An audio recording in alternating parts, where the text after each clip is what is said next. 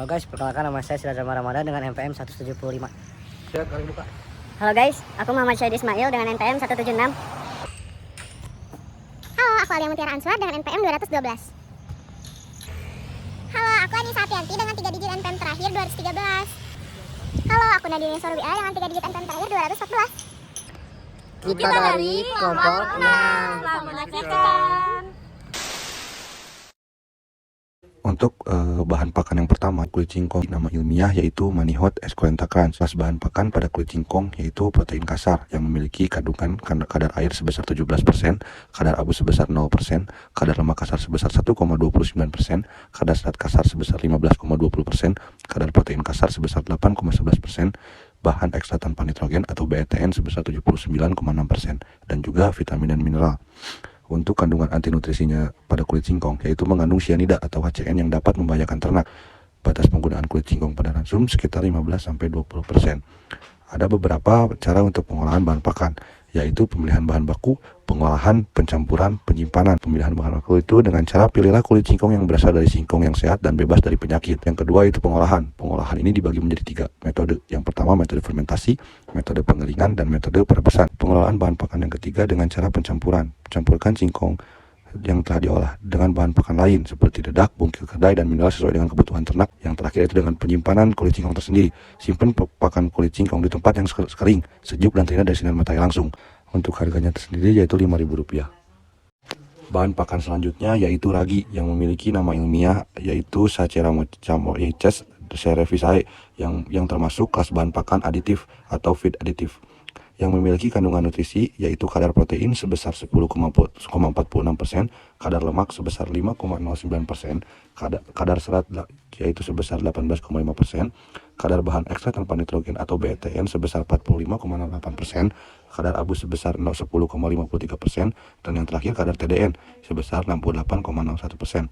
Ada pula kandungan antinutrisi pada ragi yaitu fitat, asam tanat, purin, dan juga histamin. Batas penggunaan pada ragi yaitu sekitar 0,5-1%.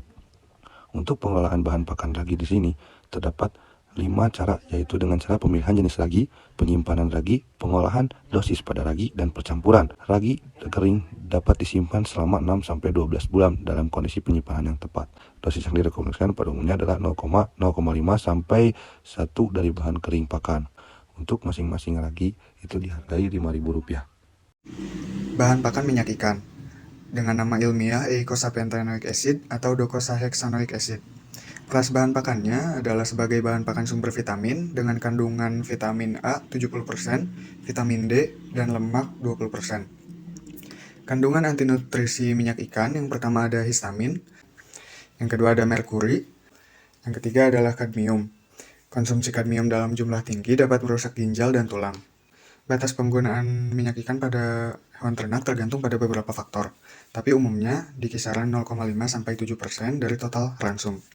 Untuk pengelolaan bahan pakannya sendiri, yang pertama pemilihan sumber minyak ikan yang terjamin, lalu pengolahan yang ada beberapa langkah. Yang pertama adalah penyaringan untuk menyaring sisa ikan dan kotoran, dilanjut deodorisasi untuk menghilangkan bau amis yang tidak diinginkan. Lalu 3, pemurnian untuk menghilangkan kontaminan seperti logam berat dan pestisida. Lalu minyak ikan dikemas dan disimpan di tempat kering dan sejuk, tidak terkena sinar matahari langsung dan suhu ekstrim. Untuk harganya sendiri, minyak ikan ada di kisaran Rp34.000 per 500 pieces. Bahan pakan selasa bonggol jagung, atau dengan nama ilmiah Ensilase zeamais L, adalah bahan pakan sumber serat kasar kelas 3 dengan kandungan nutrisi protein kasar 5-10%, serat kasar 40-60%, abu 5-10%, lemak kasar 1-3%, kalsium 0,5-1%, fosfor 0,2-0,5%, vitamin A 2000-4000 per kilogram, vitamin D 100-200 per kilogram.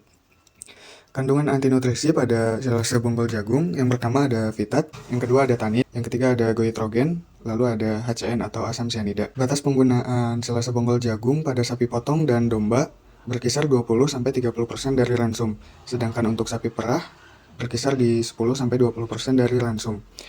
Untuk pengelolaannya sendiri, yang pertama adalah pemilihan bahan baku yang aman untuk ternak, lalu diolah dengan menggiling bonggol jagung, pencampuran dengan bakteri dan molasses, fermentasikan hingga menjadi selase. Untuk harganya sendiri, bahan pakan selase bonggol jagung berkisar di Rp500 sampai Rp1.000 per kilogram. Kalium klorida, KCl, atau potasium klorida termasuk ke dalam bahan pakan kelas 8 yaitu aditif. Dengan kandungan nutrisi BK 100%, klorin 47,50%, dan kalium 58,40%, potasium klorida juga mengandung antinutrisi diantaranya natrium, klorida, dan boron.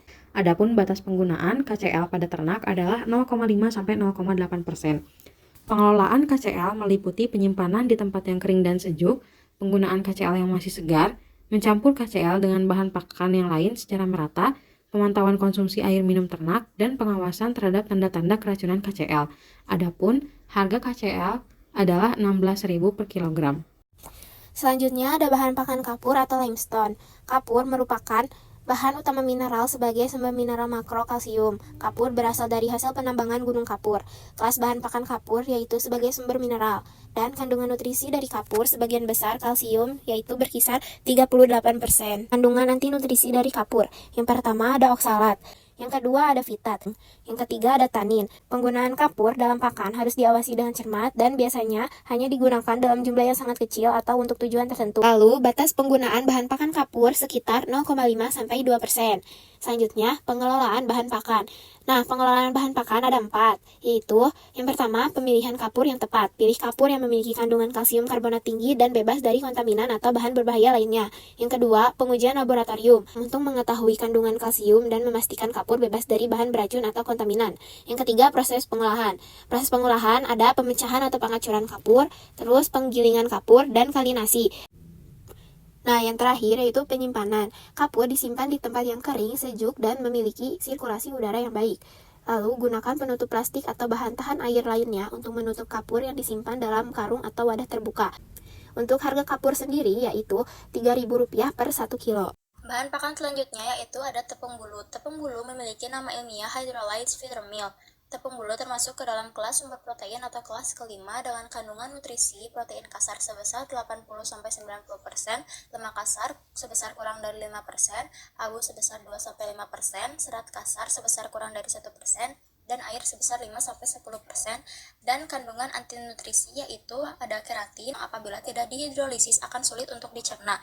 Lalu ada asam urat yang dapat mengganggu metabolisme nitrogen, dan faktor antiproteinase yang dapat menghambat enzim pencernaan protease. Untuk batas penggunaan tepung bulu pada ayam broiler yaitu sebesar 5%, ayam petelur sebesar 3%, sapi sebesar 5%, domba atau kambing sebesar 5%, dan kelinci sebesar 5%.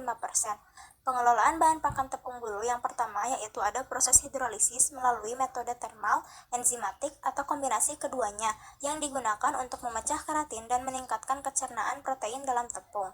Yang kedua yaitu ada pengawasan kualitas untuk memastikan kualitas bahan baku dan proses pengolahan yang tepat untuk meminimalkan kandungan zat antinutrisi. Yang ketiga ada pengujian laboratorium, berfungsi untuk menguji tepung bulu untuk kandungan zat antinutrisi dan menyesuaikan formula pakan berdasarkan hasil pengujian. Aturan penyimpanan tepung bulu yaitu harus disimpan di tempat yang kering dan hindari dari sumber panas, menggunakan wadah kedap udara yang memiliki ventilasi yang baik. Harga tepung bulu dapat bervariasi. Tepung bulu yang kami beli dibanderol dengan harga Rp15.000 per 150 gramnya. Bahan pakan yang selanjutnya yaitu ada tepung ikan. Tepung ikan memiliki nama ilmiah yang berbeda tergantung jenis ikan yang digunakan. Namun, tepung ikan yang menggunakan jenis ikan marlin memiliki nama ilmiah Ichthyophorus platypterus. Tepung ikan termasuk ke dalam kelas sumber protein atau kelas kelima dengan kandungan nutrisi protein sebesar 60-72%, lemak sebesar 5-12%, abu sebesar 10-20%, kalsium sebesar 4-6%, fosfor sebesar 3-4%, dan air sebesar 6-10%. Nilai ini dapat bervariasi tergantung pada sumber ikan, metode pengolahan, dan kualitas bahan baku. Lalu ada kandungan antinutrisi pada tepung ikan yaitu ada histamin, amin biogenik, dan ada asam amino bebas. Batas penggunaan tepung ikan pada unggas yaitu sebesar 3-5%, pada ruminansia sebesar 2-3%, dan pada kelinci sebesar 1-3%. Untuk pengelolaan bahan pakan tepung ikan, yang pertama ada pemilihan bahan baku, lalu ada proses pengolahan, lalu ada proses penyimpanan. Harga tepung ikan dapat bervariasi, seperti harga tepung ikan yang kami beli dibanderol dengan harga Rp10.000 per 150 gram. Sekian dari kelompok kami. Terima kasih. Dadah. Dadah.